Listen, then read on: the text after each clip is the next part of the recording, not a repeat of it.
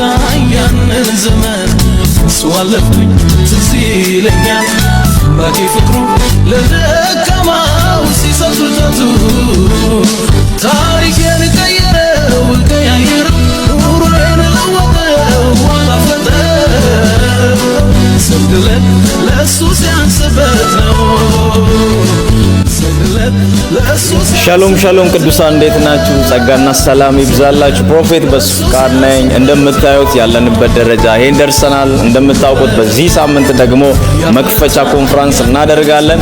በዚህ ሳምንት በዚህ 15 ቀን ውስጥ በዚህ ወር ውስጥ በፍጥነት እግዚአብሔር ረድቶን አዲስ አበባ ከገባን ጥቂት ወራቶች ነው። እንደዚህ የሚያምር ስፍራ ጌታ ሰጥቶናል።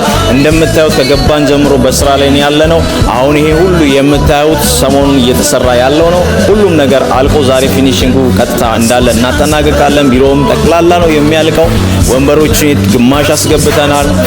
አብዛኛው ነገሮች ገብተው አልቀዋል። የቀሩን በጣም ጥቂትና ውስን ነገሮች ናቸው።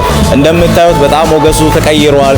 በጣም ነው ያማረው። ቆንጆ ነው። እግዚአብሔር ስፍራውን በጣም አሳምሮን የሰጠን እግዚአብሔርን በጣም አድርገን እናመሰግናለን። አሁን የቀሩ በዚህ ሳምንት ውስጥ የምንጨርሳቸው 4 እና 5 ቀኖች ነው የሚቀሩት። በእነዚህ በ4 እና በ5 ቀኖች ውስጥ ደግሞ እናንተ የቻላችሁትን ሁሉ ማድረግ ስላለባችሁ ነው ዛሬም ወደ እናንተ የመጣሁት።